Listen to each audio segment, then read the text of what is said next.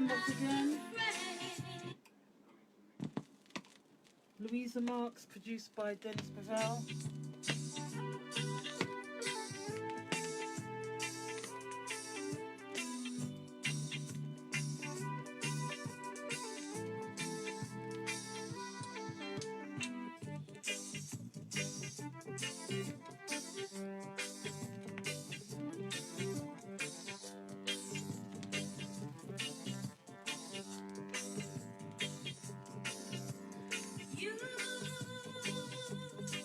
Yes, yes, yes. Said he was your cousin,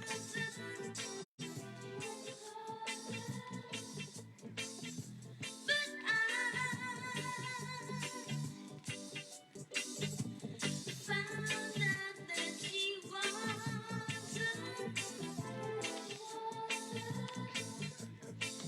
Two cousins don't kiss. Especially like this. Oh, but I'm afraid I caught you in a lie. Oh, but I'm afraid I caught you in a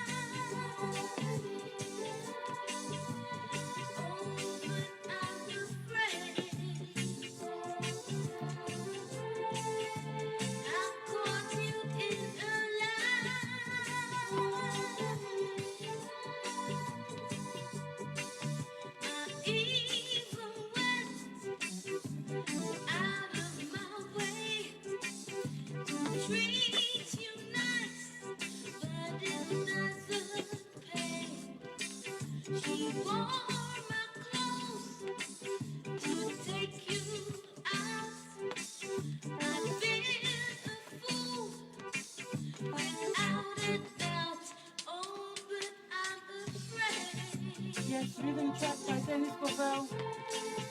I caught you in a lie. Yes, yes. Oh, but I'm afraid. I'm going to play side 2. I caught you in a lie. Oh, but I'm afraid. Yes, yes, yes. So free.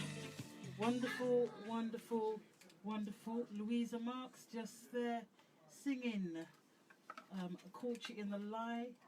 And it's just produced by Dennis Bovelll, this tune. And we're going to play the rhythm track so you can really hear.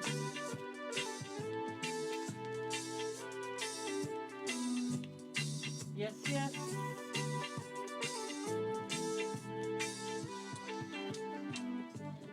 Ba, ba, ba, ba, ba, ba.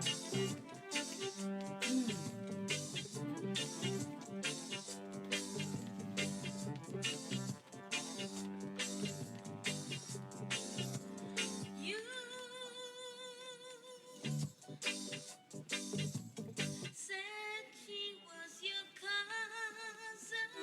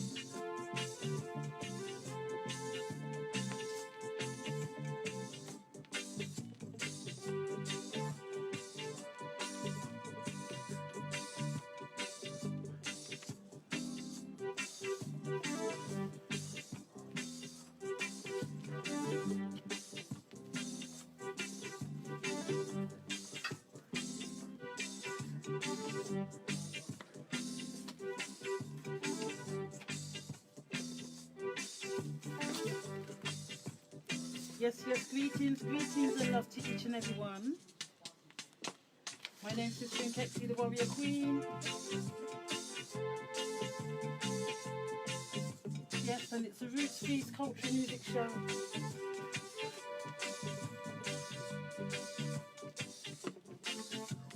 We'd like to say thank you to Viking, who was here between the hours of 6 and 8 on realmusicfm.com. And it gives me great pleasure to announce that Dennis Bovelll is actually in the studio, just chilling out in the little green room for a little while, and we're going to have him on very, very soon. So that first one was one of his, produced by him, Louisa Marks, and that's his kind of lover's style. And I have another one of his, which is like a roots rock, dubwise style. I'm going to play that one now. Completely different vibe, and that just really sums up the different faces and stories within the Dennis Bovelll camp.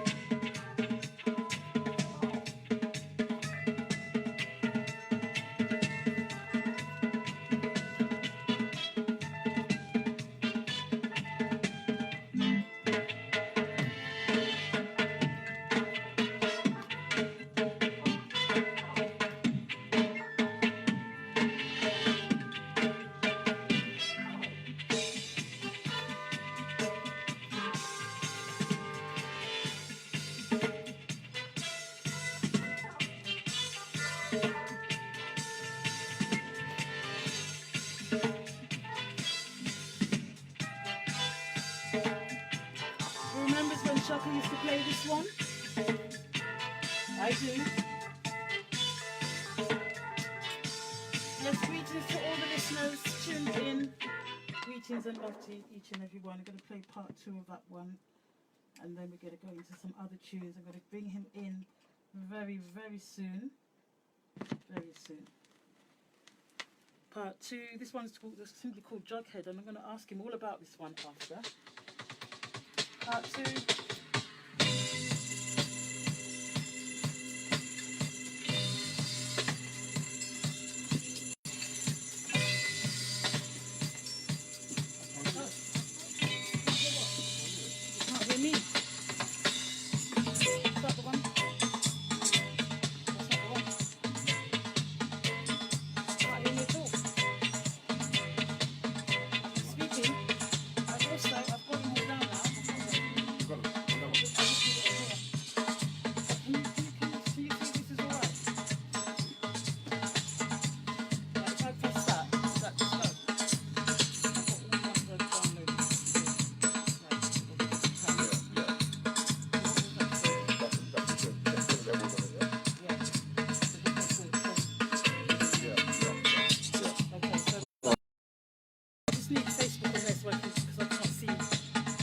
longer. Oh, well, you can go on there. You can go on there. I'm going to come out now. Yeah, okay. I was trying to do it and it kept doing other things. I remember that you're doing it. And he can come in now, really. Okay. Yeah? I don't want to go beyond 10 o'clock.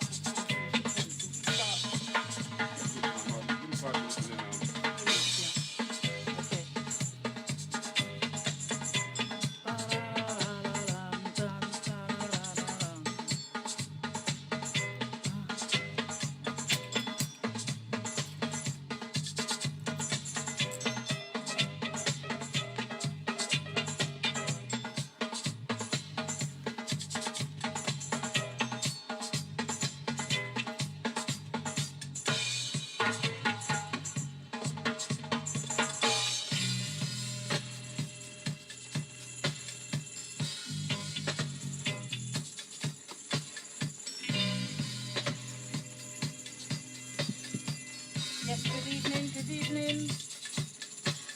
Paul Gibson, greetings and love to you.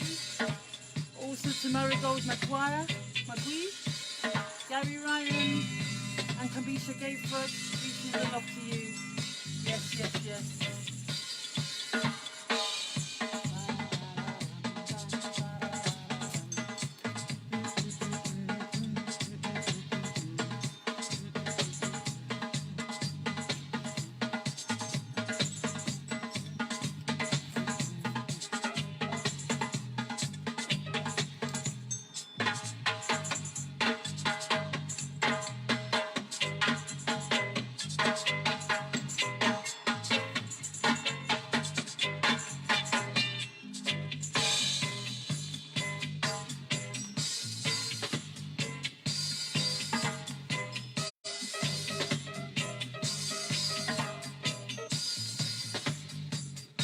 Yes, Dennis Bovelll is in the studio.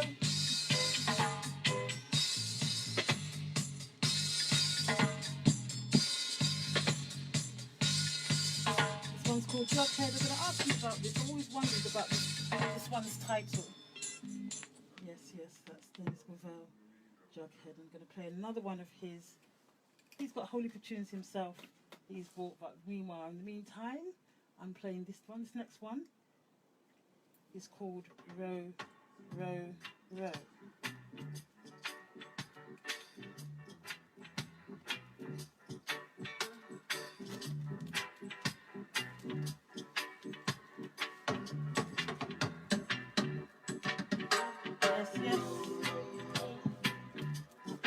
Rolling down the river.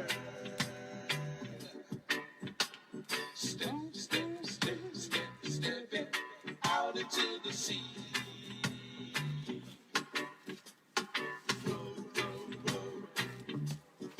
Rolling down the river. I'm stepping out into the sea. I was born by a river. Just like that river, I gotta keep on moving on. Keep on moving on. I ain't got nobody who I could call my own. I guess I've been moving ever since the day I was born.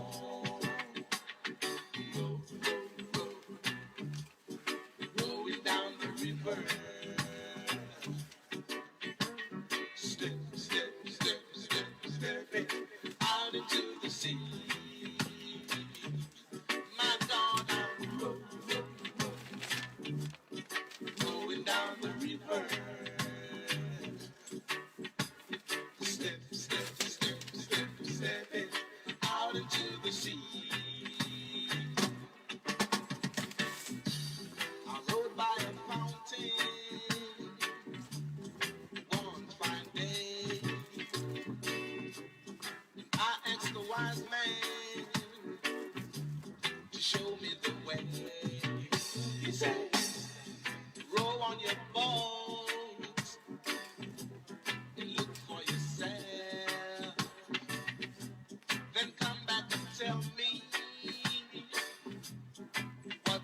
nerve.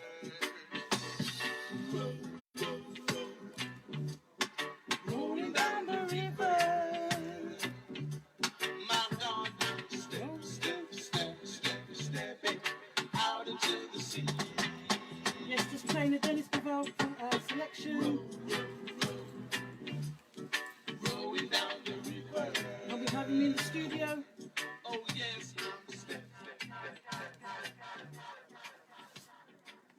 Yes, yes. Row, row, row. Coming up with the part 2. Upwise.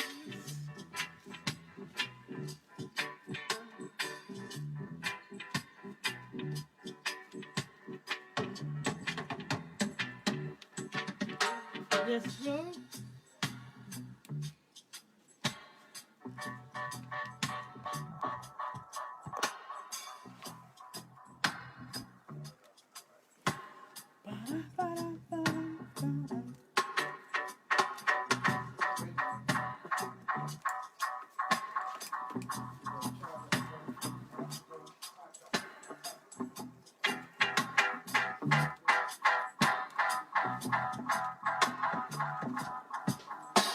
I was born by a river.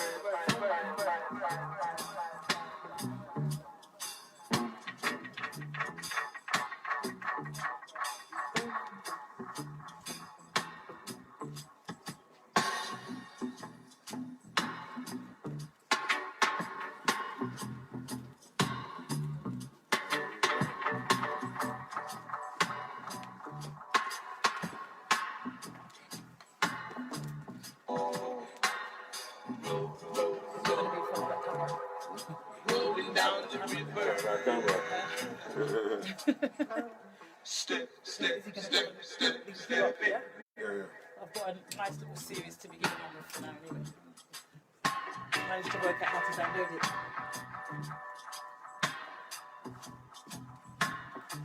Yes, and Dennis Bovelll is now in the studio over there. Getting closer. No longer in the green room, now in the studio itself.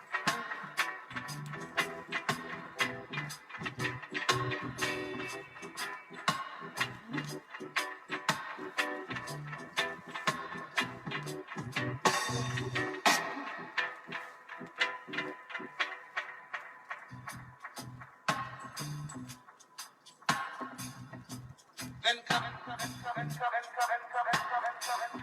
you remember this one?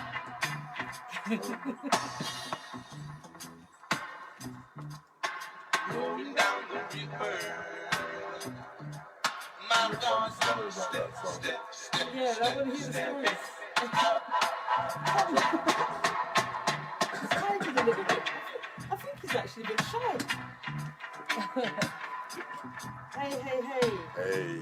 Greetings. Come, bring the chair closer. Okay. Good evening, y'all. Yeah. You asked me if I remember this song. Yes. Dennis Bovelll we have in the studio. Welcome, welcome. Good evening. RootsFeast, cultural music show with myself, Sister Nkechi the WarriorQueen. Love. Yes. Yes. I'm thinking, Yes, yes, yes. Just Stone called me up and said she wanted to sing this song with me in a duet. Who did? And Just Stone. Okay. And I thought, Joss, you know that song? That song, she's only 28 years old. That song was like in its 40th year. And she said, yeah, my dad used to play that to me. And so I said, now you're going to make me feel old. But we were doing a show for Dr. Bernardo's, the home for Charity. the charity. Dr. Bernardo's Wow. was celebrating its For children. yes, for children. Was celebrating its 150th anniversary. And Joss Stone was doing a show at the Roundhouse, and she invited myself and Linton Kwesi Johnson to accompany her on the show because we were both featured on her album. The album's called Water for Your Soul.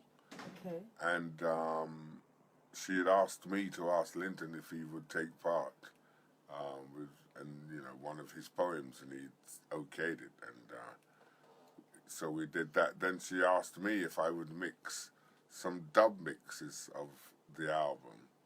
This was in 2015. The album came out, and there was 2 sections to the album. One section called Water for Your Soul, and another section called Dub for Your Soul. And so after the album came out and was proclaimed the best-selling reggae album in the US in 2015. Wow. Too much uproar. But then she did this 150th anniversary show with Linton and myself on, and you can see it on YouTube, where she wanted to sing that song. That's why I had to come into the show right now, because she wanted to sing that song. And I remember my granddaughter remarking, "Granddad, is that you?" And I was like, yeah. She kind, "I love that song." And that was more confirmation that the song, you know, is due to be around for a long time. In fact, I went to Toronto some years back to be with a friend, Michael St. George, a poet, and he had that song choreographed by a famous dancer who had been on the road with someone famous. I don't quite remember their names now, but I remember this dancer dancing to that track and thinking to myself, maybe I should do a video with her. But it was very sensual, you know. Yes. So, row, row, row, rowing down the river. Okay, so that's the story about how people have wanted to, who have appreciated it and also wanted to do things with it now. But what brought it about right in the beginning when you were producing it? That song, I had a chorus that went, row, row, row, rowing down the river, step, step, step, step, step in, out into the sea, you know, and then I wanted to make it quite bluesy. I wanted to sing some, you know, old blues licks, like I was born by a river. You know, in a lot of blues tunes, you're born somewhere. I had a lot of different places to say I was born here, I was born there, I was born in Africa, I was born, you know, so... You know, I found another version. There's another version of it called Rolling Down the River. Well, that Rolling Down the River, right, is a tragedy, because that version of the song is the same version as you just played. Yeah. But unfortunately, there's a saxophone that plays right over my voice as I'm singing. And what happened was that a friend took the tape to Jamaica with the idea of, you know, doing a mix. King Tubby's was going to do a mix of the track, right? Okay. Once I recorded it here in Broccoli. And he came back from, that's not working. He came back from Jamaica. I'll switch on now, and this working. Okay, now we've got 2 microphones. Phew. Hello. Get in there. I'm mic'd up. Hi, people. Just making sure he stays in. Don't need to see me. You want me in focus, right? I really want them I'm to staying see in focus. Yeah, about that version called Rolling Down the River. Yeah. I have to say, it's not my favorite version of the song, because my friend, well, I don't know if you would call someone who did that to your work your friend, but this guy I knew took my thing to Jamaica and decided he was gonna, you know, do some work on it in Jamaica. And I was like, oh yeah, you know, take it to Jamaica, you know, take Coles to Newcastle. And when I heard what he'd done, he had put a horn section, a saxophone, right over where I was singing. So that we were vying for first place, you know, my voice and the saxophone. I've got it here. I, Should we have a listen? I No. have never liked that version. And you could play it so that the people could be their own judge and see whether I was right to say, listen, scrap that. Also, what had happened with that track, right? Yeah. That it had come out on a label on loan from Horace Andy. So it came out on Horace Andy's label, and it says produced by Horace Andy. Oh. Because Horace Andy's label had already been printed, Okay. you know, with his production credit on there. And then my tune comes out on Horace Andy's label, and it says produced by Horace Andy. That was the second reason for my dislike, because I didn't think that I had to, you know, give anybody my production credit. It's my tune. I produced it. I played nearly all the instruments on there. The drumming is by Jabunny. Oh, yes. And all the other instruments on there are me, and all the voices are me, the singing, right? So that it was going to come out in Jamaica on a different label and produced by somebody else with a saxophone all over my voice. Play it, and play it, and so people can hear how disgusted I was. But no, normally I'm going to play it because just to end this part of the story, Okay. and then we go back to the beginning. All right. But let's just hear it.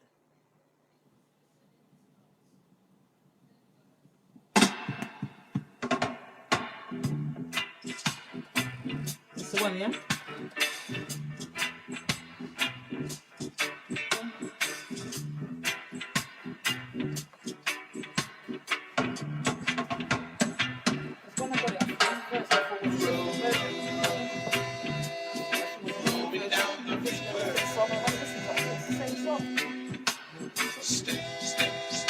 Stepping out into the sea.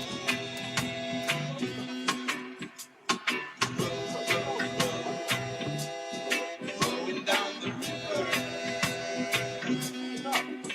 I'm stepping out into the sea. Kind of heavier though. I was born by a river. Just like that river. I'm gonna keep on moving on. Keep on moving on. I ain't got nobody who I can call on my own.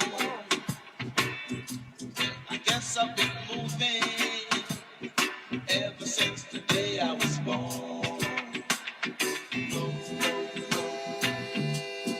Going down the river. Step Not too bad. out into the sea. Still don't like it. My God, going down the river. Step out into the sea.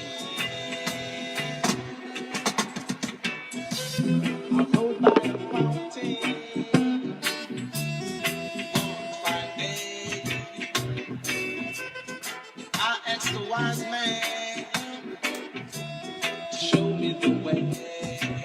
He said, row on your boat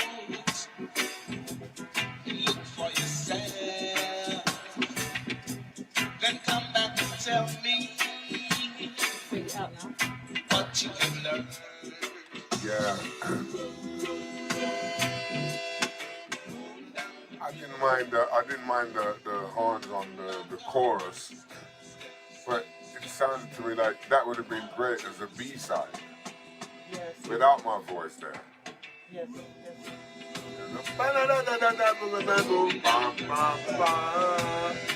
Great dub play. Yes, I'm But see what he did was he recorded over the 2-track mix. Is it No, because no, you think he here's didn't know what to do? Now this bit of it is good.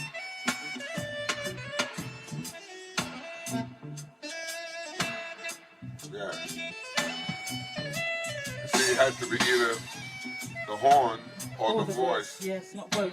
In my opinion. I was like, You see, this is the difference between an artist and an ordinary listener like myself. Because I ordinary listeners don't mind. we don't mind, and we don't really notice things like that. But always the artists are always so particular about different things.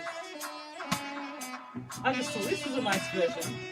That's why I decided to keep it. It is. This part of it is. Yeah. But that, you know, that's on my dub mix, and I expected that. Something different. I wanted King Tubby's to mix it. Oh, so they didn't really do anything with it then? They just put that saxophone on there over my my 2-track mix. Okay. So. I don't know what got into them. I'm going to take that down a little quieter. All right, yeah. No, it's not doing quiet. It's just, I think it's going to be all or nothing. Going all or nothing. Yeah, it looks like it's doing. It's still going. Oh, it's still on my. It's a 12-inch, so. That's what that's. There you go. Yeah. Yep. I had the wrong one on. Yeah, so just keeping it just quietly in the background while we continue. Yeah. So, you know, I'm really pleased that you're here. Well, thanks for inviting me. Thank you. And the reason why is because, you know, you have such a... I'm just making sure you stay in... Stay in the picture. Yeah, that's it. Just making sure you stay in the picture. So, you know, you have... I think the earliest thing I saw of yours was 1977, but that might be not the earliest, so you're going to tell me. So, 1977, I was still a little girl then, you know. And now, even up to the other day, I saw you active at an event when our sister Joy Mac passed, and you were the MC for that. Lively on the stage, full of life, you made the occasion such a wonderful occasion. Oh, thank you. And I thought, see, this man's still here, and even before that, you know, I've been trying to get you to come into the studio long before that. Yeah. I just used it. I finally gave you. Yeah, literally, I had to accost him on that occasion, and I thought, come here, and, you know. But the reason why it's important because you are a part of our history. You know, you are. By now. You have, you know, you've started this music thing. You've broken a lot of records. You've achieved a lot of firsts. And, yeah, I had a good go. Yes, and you've played with numerous artists. You had a sound system. Yep. You sing. I saw you with a guitar. I don't know if it was a bass or with a guitar. Probably. I play both. Oh, I thought so. You see, and I mean, you need to give us some history. So, how did it all start? Where did you start with all this music thing? When I arrived in London at the age of 12, I had already the knowledge of how to play guitar. Okay. And there were some kids at school that were forming a band, and they wanted another member. And I said, "How about me?" I blew my own trumpet and said, "Yeah." So where did you learn how to play the guitar? My mum's younger brother, Uncle Sam, played guitar, and he was my teacher. Okay. But I only played songs in church, you know, because my grandfather was deep spiritual, so he wouldn't have any other music than the gospel in the house. So when I left and came to London, I was a bit freer because he wasn't there. He wasn't there, and my parents were, you know. And where was your town of birth or place of birth? Oh, Barbados. In Barbados, okay. In Rose Hill, St. Peter. Yes. Right, and I lived in Speightstown, I lived in Ben's Hill, and in So did they have reggae music there at that time in Barbados? No, but our biggest singer, a man called Jackie Bovel, was the singer of a group in Jamaica called the Scatterlights. Oh, yes. So we were quite involved with that. And my grandfather's brother lived in Jamaica. He was a cricketer called George Headley. Okay.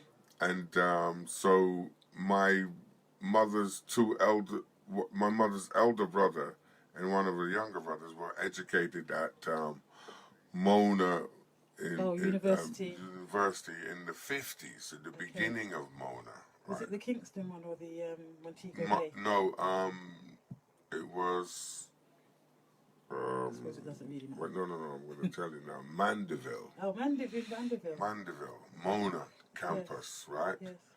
And one of them became a mathematician and taught mathematics in the University of Ontario for 40 odd years.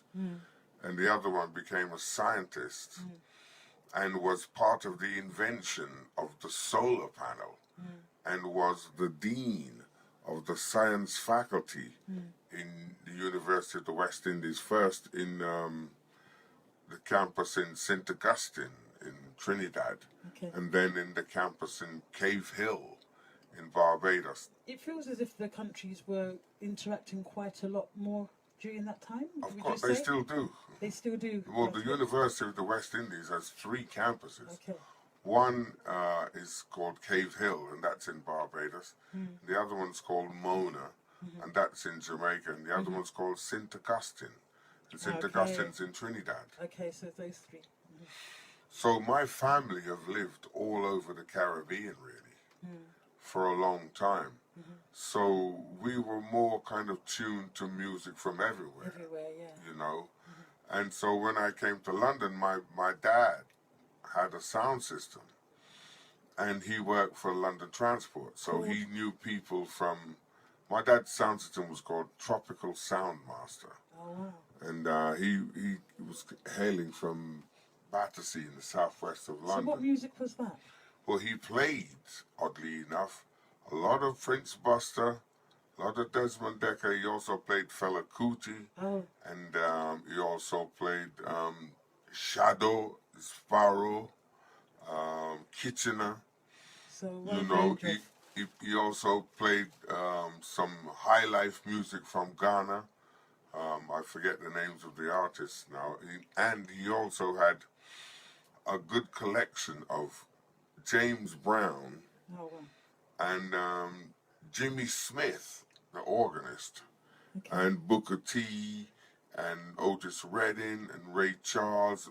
You know, my dad's musical collection was like a good restaurant. Yes. You know, he didn't just play one type of music. So, I mean, he had Beatles tunes. He played Shirley Bassey. Did he have all those Brooke Benton ones? Yeah, Brooke Benton. You know, Jim Reeves. You know, his collection was enormous. Yeah. And occasionally I would attempt to borrow some of his records.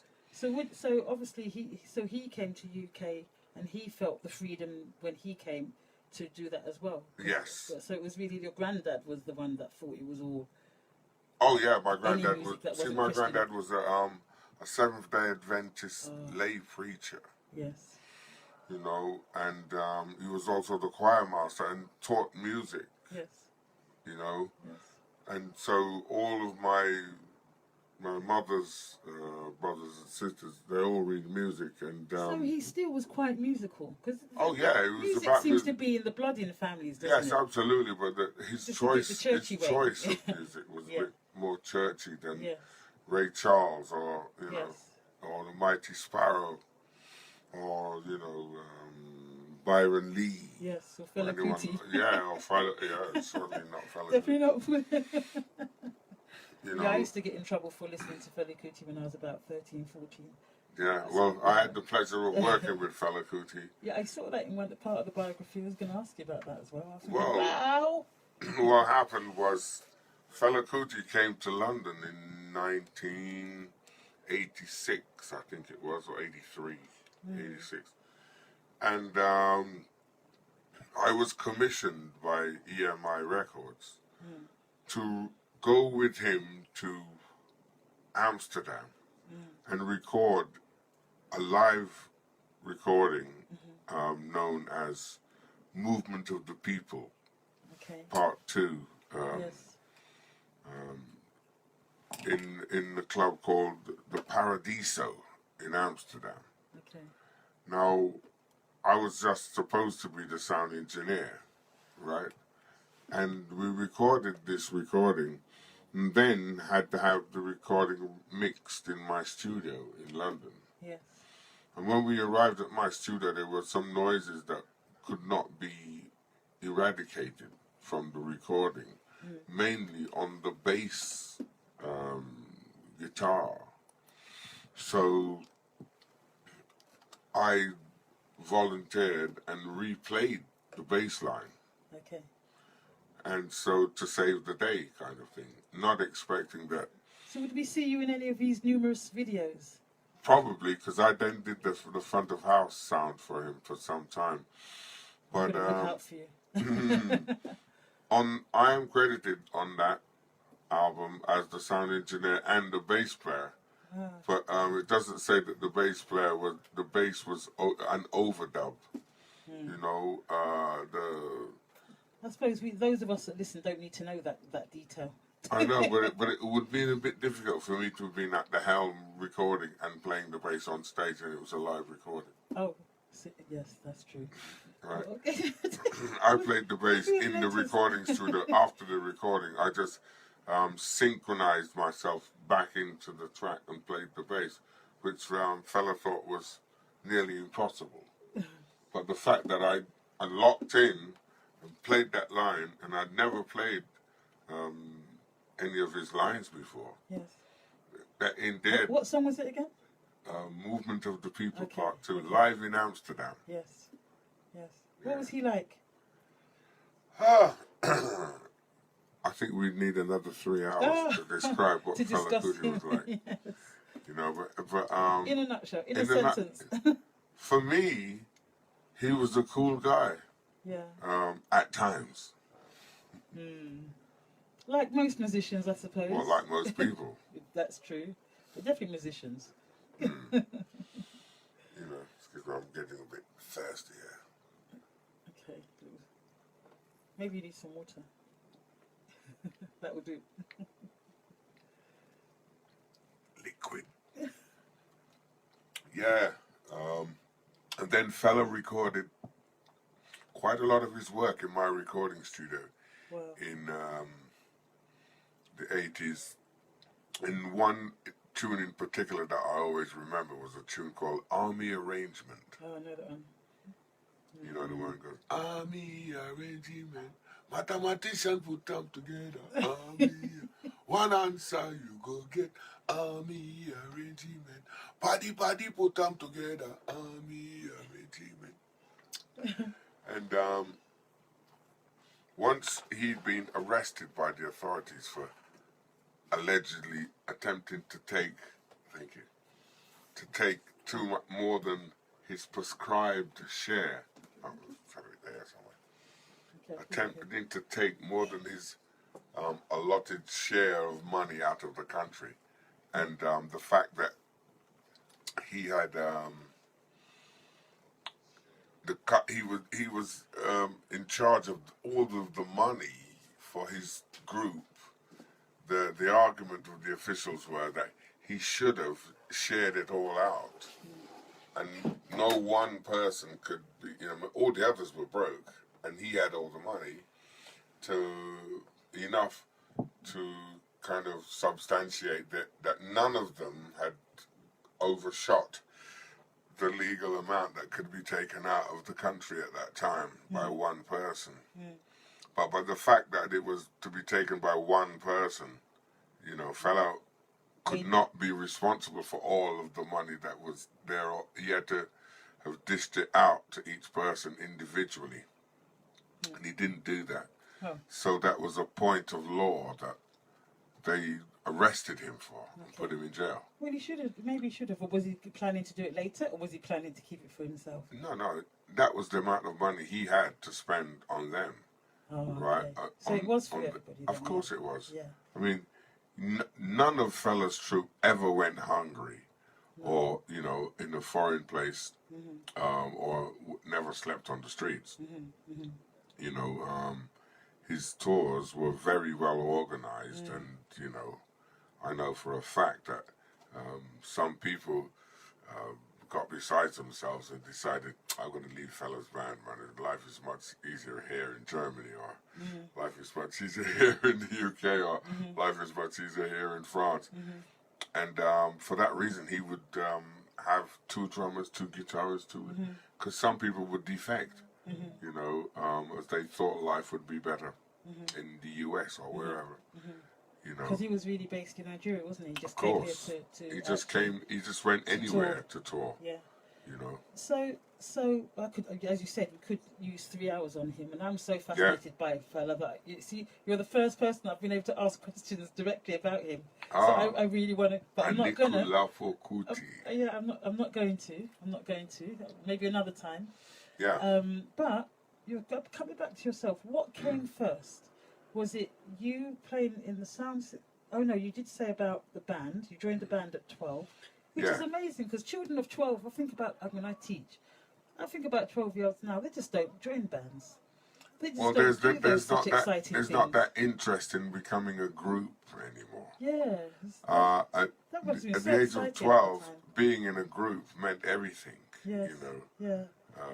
But 12-year-olds then, I think it seemed as if they were a lot more mature than when I think about the 12-year-olds Possibly. now.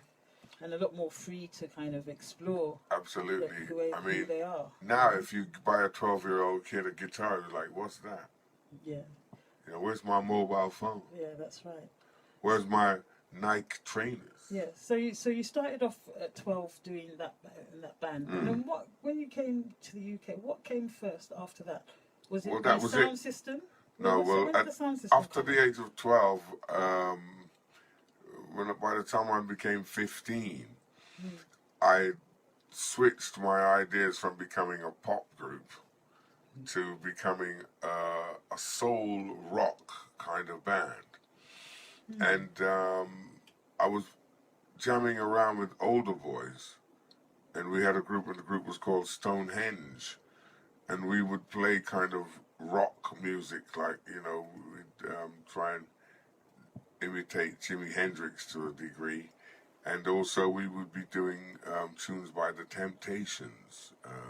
I've got a tune here called, I think it's the one called Heaven.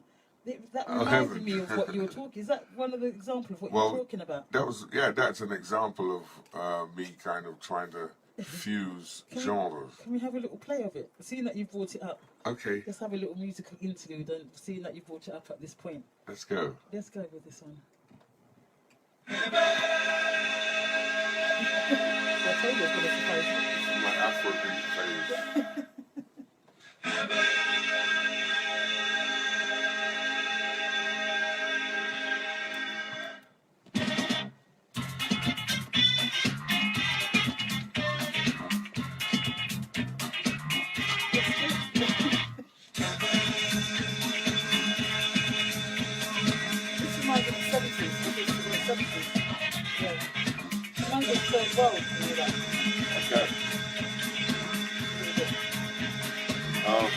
Not so much it sounds like it, just that era. Began to thirst for understanding of man.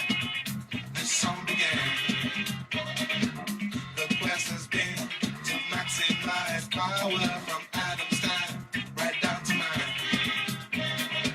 Some say to compromise is wise, while others are willing to die for heaven.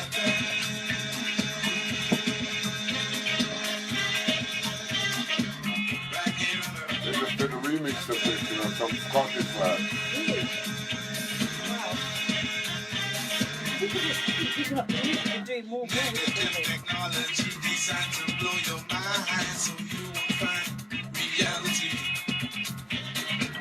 Fast-moving cars and rumors of wars, remote control, catastrophe. And the songs. Bombs and guns, they spend funds instead of investing in humanity. And heaven.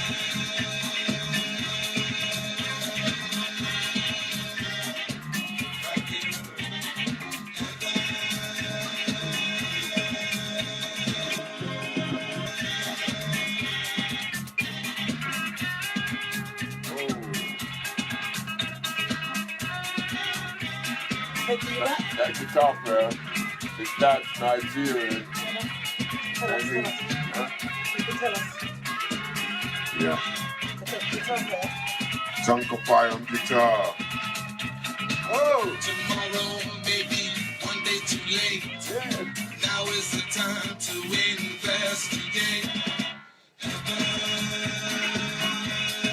There's also been a remix of this song by a DJ called JD Twitch in Scotland. Yeah.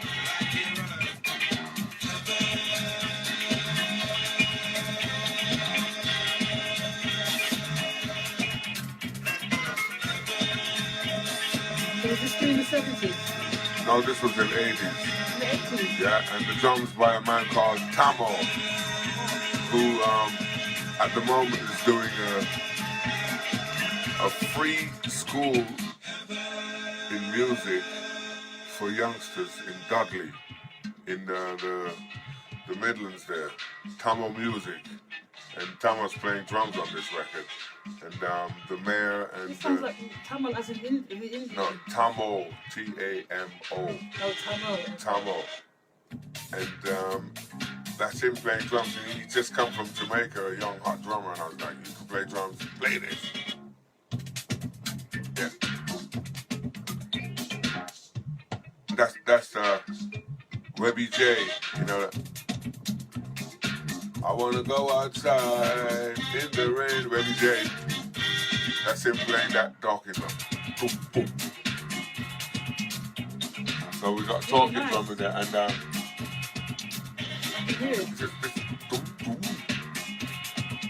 this is my So much more experimental. this is my mix of Afrobeat and disco. Yeah. Yeah,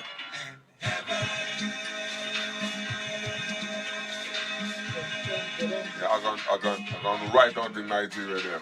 And Mali. Africa.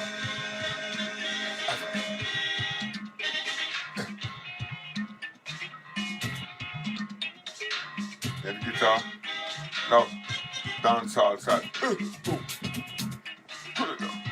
I'm looking. Hard and put it in a.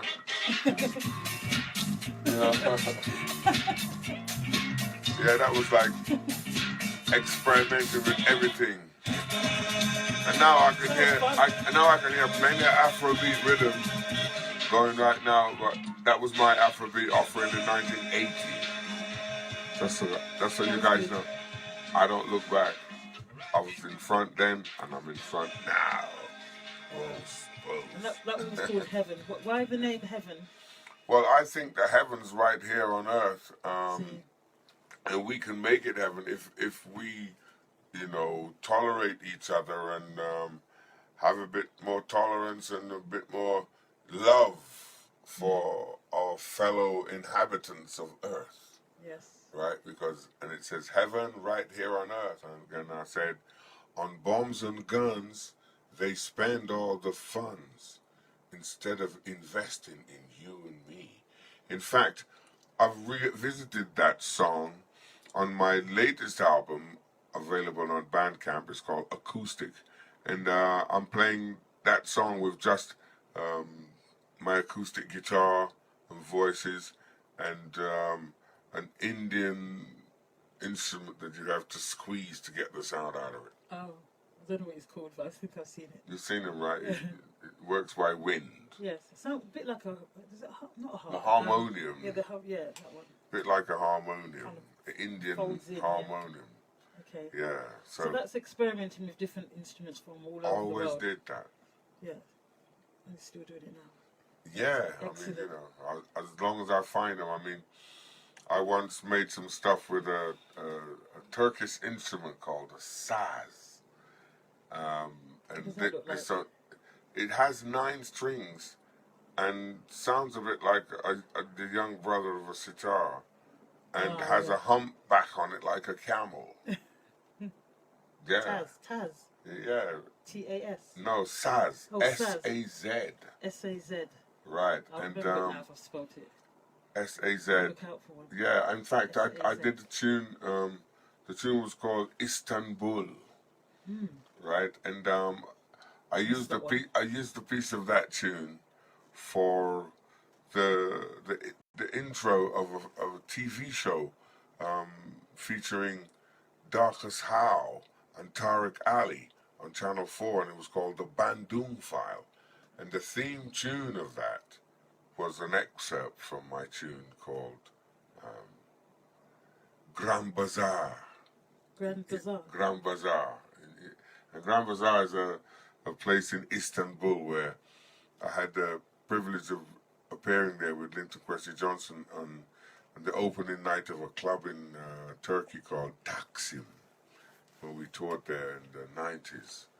And I had worked with the Turkish National Orchestra in Bremen, in Germany, with a group called Sada Bonaire, and recorded some funk and Turkish style mixed up together. One song called You Could Be More As You Are, and another song called Invitation. This group is called Sada Bonaire. In fact, those two records are just reissued in America just recently. And so I got a feeling for the Saz, and the Saz player made me a present of the Saz, and then I recorded that song and did an excerpt for Darkest How and Tariq Ali on Channel 4. Okay. I'm not going to ask about Darkest How. I'm not. Not yet anyway. Although I want to. All right. Rest in peace, Darkest. Yeah, yes. Because he's my Kuti. There's so much I think we can say about him, and I think we need about a 10-hour show, to be honest. Yeah, we need to take over the station. I was wondering how we were going to fit into 2 hours. I kind of had this feeling it wouldn't be enough, so we might have to get you to come. Maybe I have to stop talking and you play some music. And just play some music. No, but there's lots to find out, and this is history, you know. So, back to the history now. So you then had this, as you were saying, where we had an interlude with Heaven. You were saying you went through the Afro kind of style, where you kind of experimented with because Afro. By then, you see, I'd built my own recording studio, whom I had, the first client was a man called Ruichi Sakamoto from Japan. Everybody's names are so amazing. From a group called Yellow Magic Orchestra. Okay. And I did a track with him called Riot in Lagos. Wow. And they just re-released that as well in Japan. And I'm told it was the beginning of